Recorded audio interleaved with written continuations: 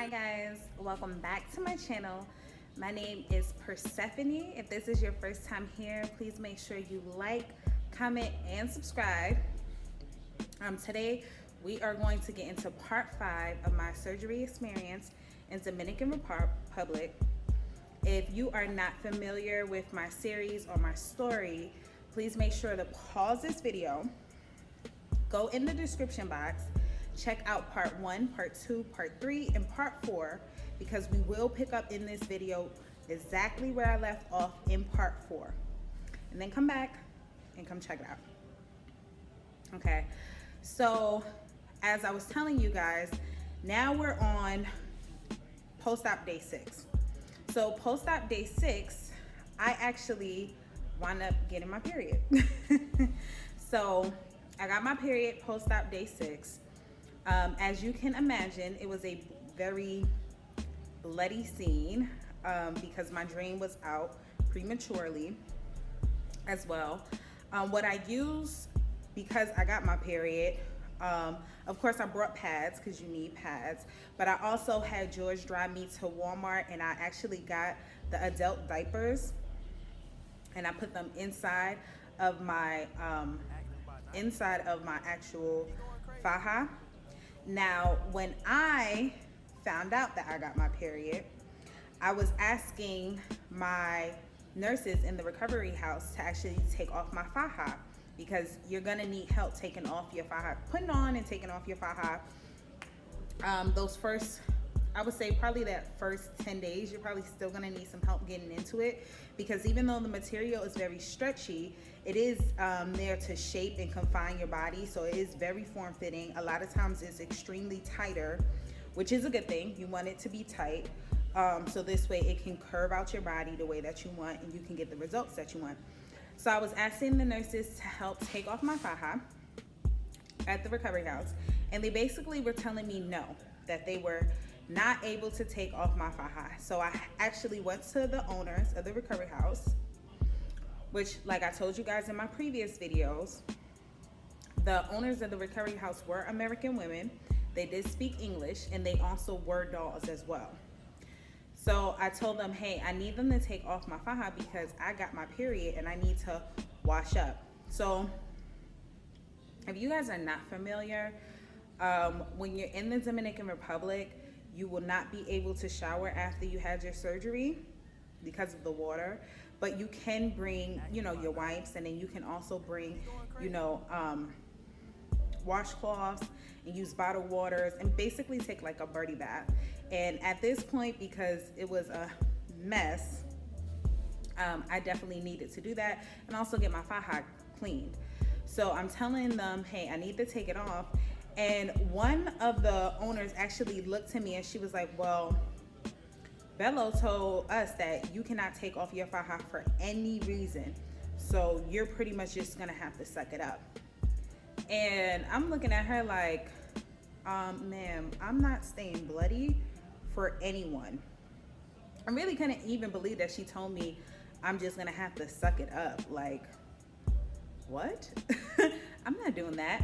So the other owner of the recovery house was there as well, and she basically, was just thinking logically, and she was like, hey, I'm gonna let them know that they can go ahead and take off your faja an hour or so out of your faja every day for you to wash up and get clean, get sanitary. It's not going to be a big deal, because throughout this journey you'll have on your faja for plenty of days, and it is advised for you to keep on your faja for 3 months, but I would honestly say stick it out for 6 months, because you're going to see the results, and it really does make a difference in how your body looks and the results you have when you're post-op if you stay in your faja. So try to stick it out. I know you feel like a Vienna sausage, because I certainly did, and by 3 months I was so sick of being in a faja, seeing a faja. I just wanted to burn my faja. But stick it out. I can notice a difference between the girls who stay in it, between friends of mine that I know that have stayed in their faja for 6 months, and the girls like myself who didn't, who only wore it for 3 months. So make sure, just stick it out. You spend a lot of money. It is a journey. It is a process. Just stick it out. So by day 6, like I told you guys in my previous videos, there was so much drama in the recovery house because the dogs were mad with the owners because they were just doing so much. We just weren't getting the service that we really paid for and deserved to get. And then they were already upset because they knew that Bello came and left to go to New York and didn't even check on me. Now, by day 6, the 2 dogs that had actually had surgery, the day that I had surgery with Dr. Bello, who went in front of me, they had actually moved their scheduled flight back. They had actually moved it up so this way they could fly out and leave. I believe this was their second round anyway, so they were more familiar with it, but I guess because it had became so toxic in the recovery house, I guess they had decided, hey, I want to go home. You know, you want to be somewhere peaceful when you're recovering. So they decided to leave. When they left, also at the same time, the young ladies that I was in my room with, who had surgery prior to me, who was there when I got there, and they went to 2 different doctors. They did not go to Bello. We're actually leaving as well. So I remember them telling me, like, the first night I got there, and I was just asking them, like, you know, because they had already had surgery, like, how has the process been? Are you in pain? How has the recovery house been? And they basically were like forewarning me. Like, they were basically like, listen, it's some stuff going on in this recovery house. But they didn't really want to tell me what was going on in the recovery house and what was going on with the owners. They really wanted me to find out by myself when I would ask and ask. They just were like, hey, we want to let you be able to find out by yourself and see, because we don't want to affect your experience, which I appreciated. But they did kind of warn me that it was some BS going on in the recovery house and with the owners.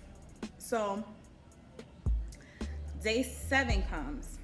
By day 7, they actually have moved another Bello doll into my room. Now, she had surgery with Bello after me, maybe like a day or 2 after me. FYI, this is how I know that the owners of DIDN International Recovery House, which is where I stayed at, were in some type of arrangement with Dr. Bello, because this doll had actually went through a package with Dr. Bello. She did not, the package that Dr. Bello had for her apparently was going to include not only her surgery, but also a recovery house stay. When she came to get her surgery done on the day that her surgery was supposed to be performed, when she asked the doctor what recovery house she was supposed to go to, the Bello didn't even know. So Bello wound up putting her in DIDN International. So she didn't even have an actual recovery house, you know, solidified for her stay. But anyway, she wound up being put in my room with me, and she was actually really sweet, really nice. For the most part, all of the dolls were really nice in the recovery house. There wasn't really any drama amongst the dolls in the recovery house. So at this point, with all the dolls that had left on day 6, we went from having 8 dolls to having 4, including myself. I'm gonna say 4, but you can kind of use that lightly, because one of the dolls that wound up coming after me, she booked the recovery house, but then she also booked a hotel room at the embassy. And I know you girls ask me all the time in the comments, if I would to go again and I would not stay at a recovery house, what hotel would I advise? And I always say the embassy, because I personally seen that hotel, and I know that they speak English. I know it's a nice hotel. They have like a plaza connected to it. Downstairs they have like a mall. They have like a movie theater in there, several restaurants in there, and it's a really nice hotel. So that's why I always recommend that one. And I also know that it's about 15 minutes away from most of the doctor's facilities, like CIPLA and so on. It's about 15 minutes away. Post-op day 7, At this point, we already know that Bello is not in town. She has already left. The other doll besides me and the Bello doll that was in my room, she actually had brought somebody there to help her out as well. So she had some additional help as well. But post-op day 7, we're getting up every morning, we're eating breakfast. As soon as we eat breakfast, which again, the breakfast, like I told you guys in previous videos, the breakfast was not great. It would be like a boiled egg and like 3 strips of bacon and some fruit, but it wasn't anything spectacular. The juice would be like some like packaged juice that they added with water. They didn't have any pineapple juice there, which is, like I told you guys in my supplies videos, which again is gonna be in the description box. As soon as we eat, we're going with the driver to go to our doctor's appointment, which was included in our package. Those rides were free as long as we were going to the doctor's office. So we're going to the doctor's office. Me and her are getting our massages. Again, I didn't have free massages that were included in my packages. I don't know why Bello excluded me from having those massages that were supposed to be performed at her clinic, but all of the other dolls did that went to Bello. The 2 that went the same day that I went, and also the young lady who had surgery after me also had her massages included. At this point, they're just giving me massages because they're aware of my burn mark, and they know the amount of pain I have, and they know that because she has taken out my drain on post-op day 4 prematurely, I have to be getting these massages, and she doesn't want me to get massages done at the recovery house from anybody else, so I have to be getting these massages. When we come back from the doctor's visit, I'm pretty much, all the dolls for the most part are just helping each other, taking care of each other in the recovery house, because again, the service wasn't great. The service wasn't good at the recovery house at this point. The nurses, when we're ringing for them, they're not coming, or they're coming extremely later, like 25 minutes later. Which doesn't make any sense at this point because it's only 3 of us technically still in the house. The other young lady is at the hotel. She only stayed her first day of post-op. Then she went into a hotel because she realized all the drama. And she had someone there with her to help her as well. So they stayed in the hotel for pretty much the whole time. So we're basically like, what's going on? Why are they not coming and helping us after we've already paid for this service? They're not giving us our medicine on time. When you have surgery, your doctor's instructions for your medicine, a lot of them are gonna be needed to be taken at a certain time or within a couple of hours of each other. There are shots that you're gonna need to take. They just were not doing any of that. They weren't giving our medicine on time. They weren't giving us our shots. It got to the point where pretty much we were helping each other take shots because we just felt like, you know, at this point, it's pointless to even ask them for help because they're taking forever. And they were not taking that long when there were 8 dolls in the house. So it's clear that, I guess, us complaining to the owners and saying like, what's going on? We pay for this service. We're not getting the service that we're supposed to be getting. And really, it was a lot of false advertising as well, because the recovery house made it seem as if these nurses were nurses that went to school for this and were very familiar with working with post-op dolls and knew what to do. But you could tell by being in the recovery house that none of them were actually went to school for it. I mean, at one point they were even training a new young lady and they were just telling her what to do. Like, they didn't go to school. They were just basically hiring people to help them, to help the post-op dolls, which is not a problem, but it is a problem when someone has paid for a package to include, you know, nurses who know what to do and know how to respond to certain situations. And it's been advertised that these nurses have went to school and we have paid for this service, and that's not the case. So we're pretty much just all looking out for each other at this point. At one point, they thought that there was something going on with my tummy tuck scar, that something else was going on. And it's freaking me out because it's like, are you kidding me? I have a whole nother complication, like, and then there's a language barrier. And at this point, the nurses are not willing to tell me what's going on. Like the same with my burn mark. I had to pull another doll in there after having the massage lady and the recovery house nurse looking at my back, and they refused to tell me what was going on. I had to have another doll literally come and look at my back and tell me what was going on, because they would not tell me. So when they thought that something was going on with my tummy tuck, after, you know, replacing my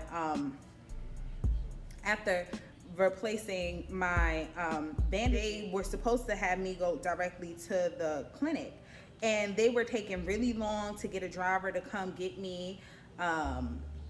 It was all this confusion with the drivers and the nurses. Come to find out, the nurse tells me that the drivers don't want to take me to the clinic, and I'm just like, what the heck? Like, what is going on? Like, how they don't want to take me to the clinic when I paid for them to be taking me to the clinic? That was included in my package. So it was just a whole bunch of confusion. Post-op day 7, I'm reaching out to my overnight nurse, seeing if she's gonna be willing to take me on for the next 2 days. She's asking me, I'm communicating with her, but again, it's really hard to communicate with her because of the fact that I did not have a cell phone signal out there. So the only time that I could communicate on my phone was when we were in Wi-Fi. And there were Wi-Fi in the recovery house, there's Wi-Fi in the actual driver's cars, and then there's Wi-Fi's at Bello Clinic.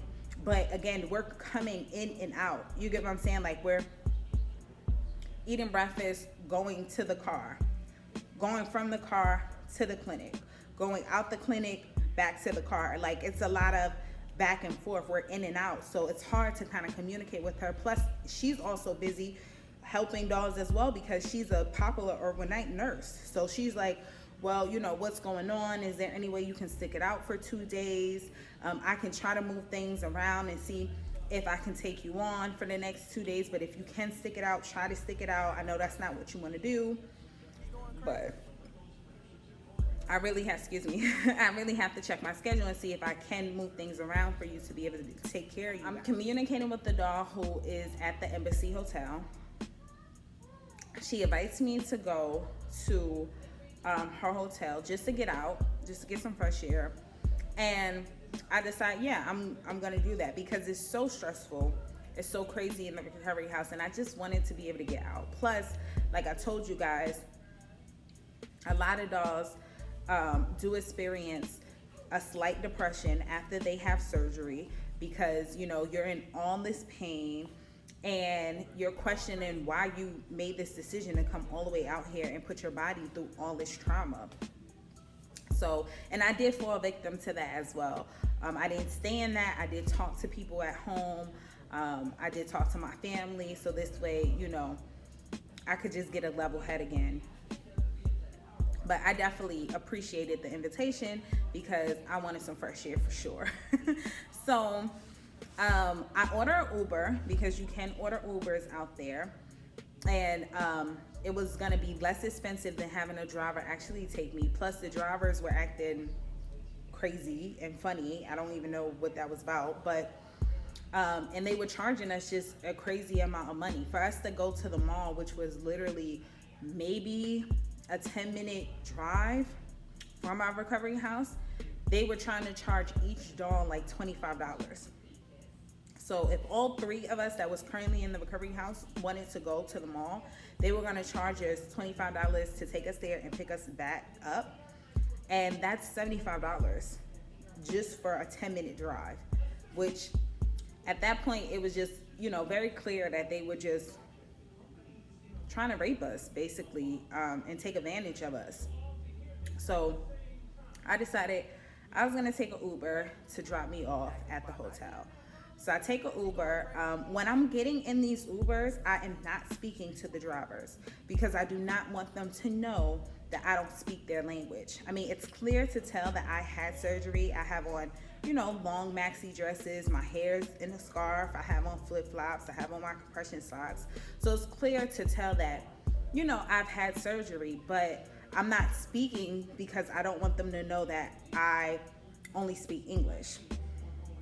So, and it's really no need to speak to them, because if you've ever been in a Uber or you've been in a Lyft, you are aware that you don't really have to talk to them, because you can actually track. They know where they're taking you. They know where they're picking you up, and you can track exactly where you're at and your location. So you don't really have a real reason to talk to them unless you just want to conversate.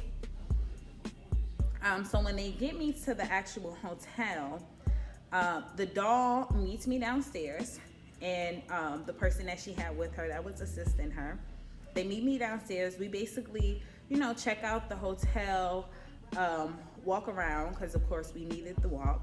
It's recommended for you to do as much walking as you possibly can. We walk around. I think there was a Starbucks in there. We grabbed some Starbucks. We're just talking about everything that's going on with the recovery house, how we're healing, how we're pretty much just ready to go home. And you know what? Like, really, it was so smart of her to book a recovery house and book a hotel, to guarantee that she was going to have a peaceful recovery. And she brought somebody out. She basically just booked the recovery house just in case she needed some additional help. And it was just super smart of her to do that. But I stayed there for maybe an hour and a half. I didn't stay there for that long. And then I ordered an Uber to go back because it was getting dark. So when I ordered an Uber to go back, I put in the location that the owners gave me once I sent them over my deposit, prior to me actually having surgery or even going out to Dominican Republic. They had paperwork and things that I had to sign that they sent over to me, with the recovery house address, phone numbers, because again, when you are coming through customs, when you get to Dominican Republic, you do have to provide them with the address. So when I'm leaving, I put in the address that they gave me. So I hop in the Uber. Again, I'm not speaking to the Uber driver. I hop in the Uber, and he basically stops somewhere, and he looks back at me like, okay, it's time for you to get out. And I'm looking at him like, what's going on? But I'm still not saying anything.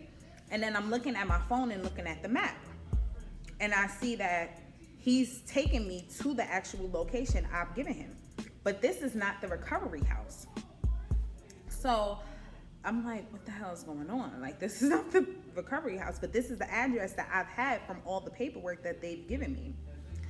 So I'm like, fuck, this is not the address. What the fuck am I gonna do? So at this point now, I have to talk to him. So I'm talking to him, but again, it's a language barrier. He does not speak English, but he has the app, the translator app on his phone, and so do I. So I'm trying to tell him like, hey, this is not the right address. And he's like, okay, what's the right address then? Find another address for the recovery house via their social media, and I give him the address.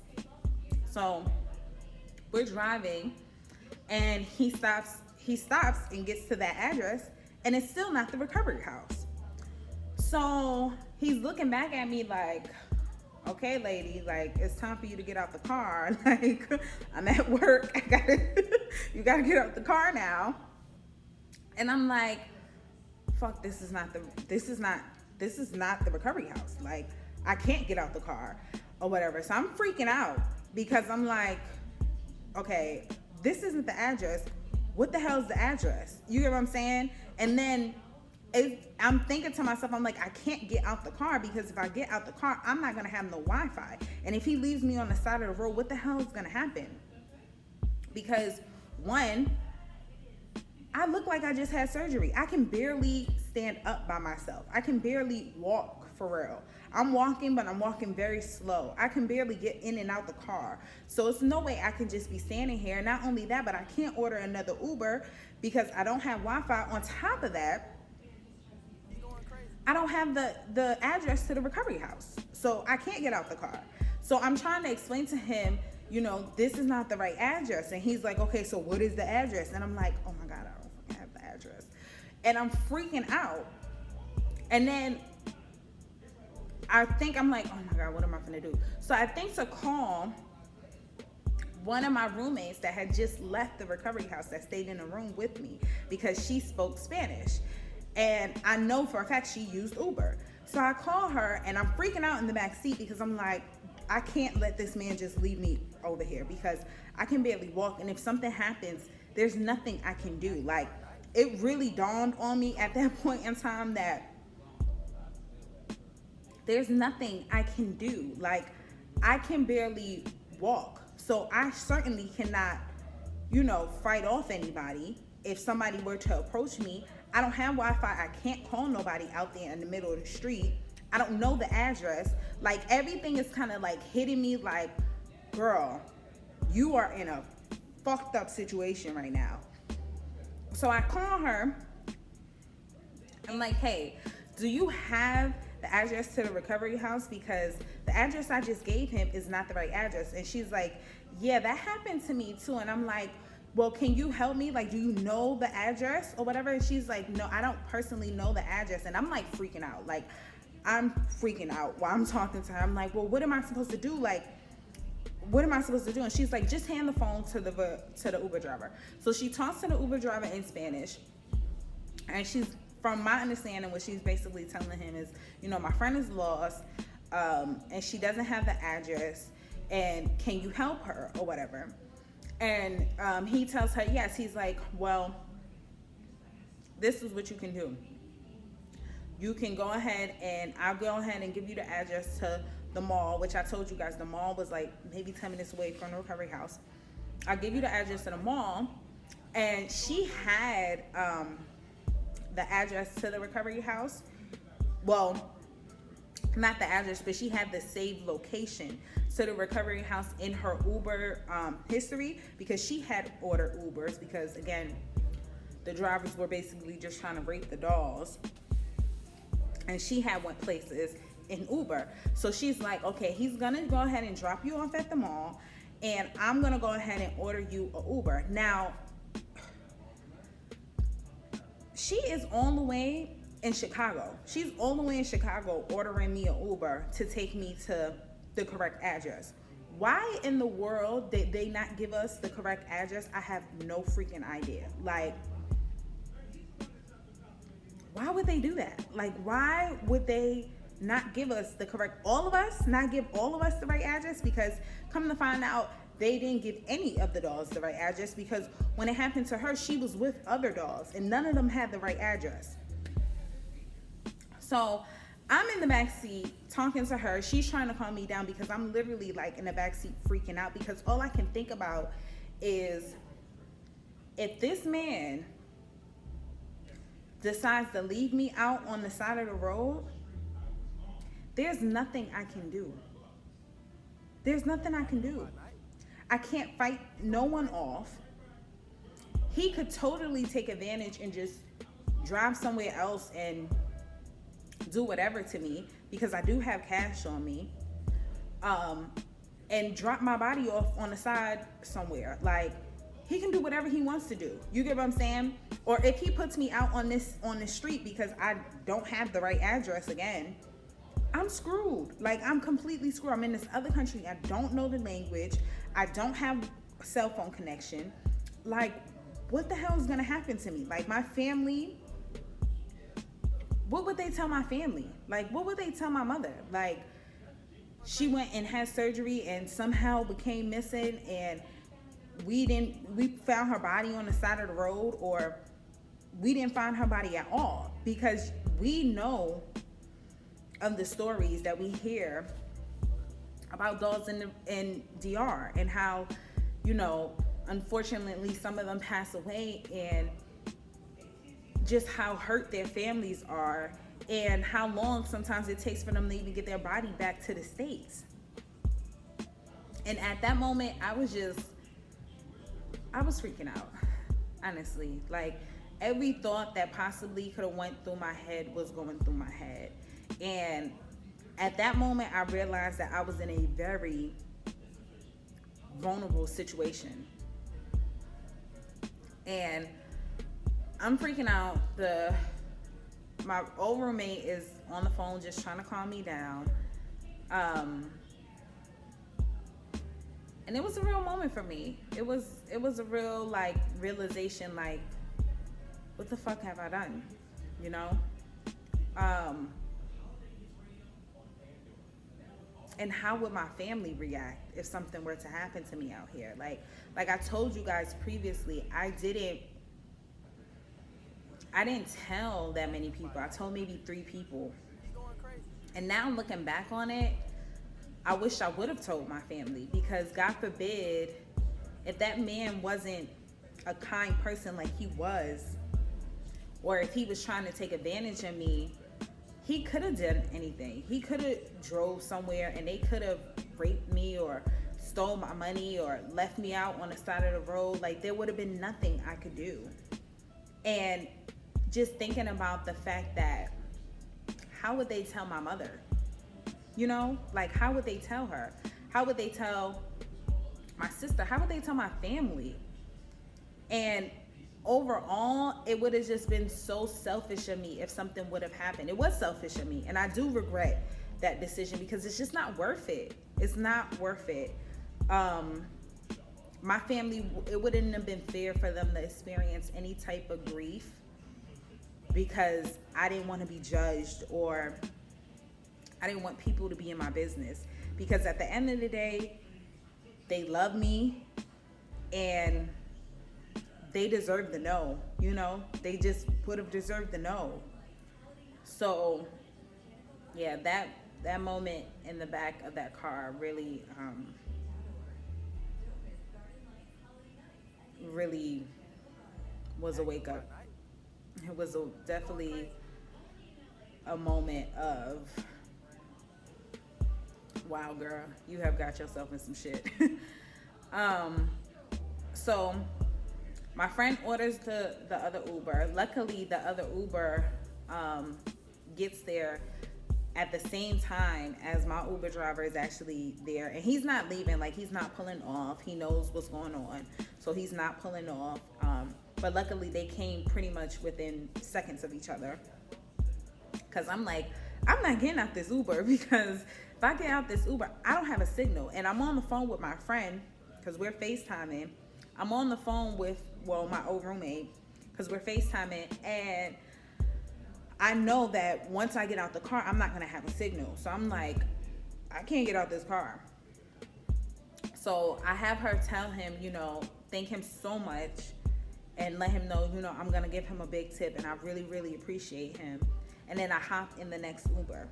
So when I hopped in the next Uber, I'm talking to my old roommate. And at this point, I'm in the car, boo-hoo crying. Like a big old baby, like boo-hoo crying. Because everything just really, I honestly didn't think I was gonna make it back home. Like, in that moment, in that car. Like, even though I'm telling you guys, and it seems like a short moment to repeat it, this was a stretch of maybe 35 minutes of us not having the right address, of him stopping places and not having the right address for me. So if this was a good amount of time for it to like sink in for me that anything can happen right now. And there's nothing I can do. There's nothing I can do. I can't fight nobody off. I can't call nobody. What is 911 number in Dominican Republic? Do they even got a 911 number?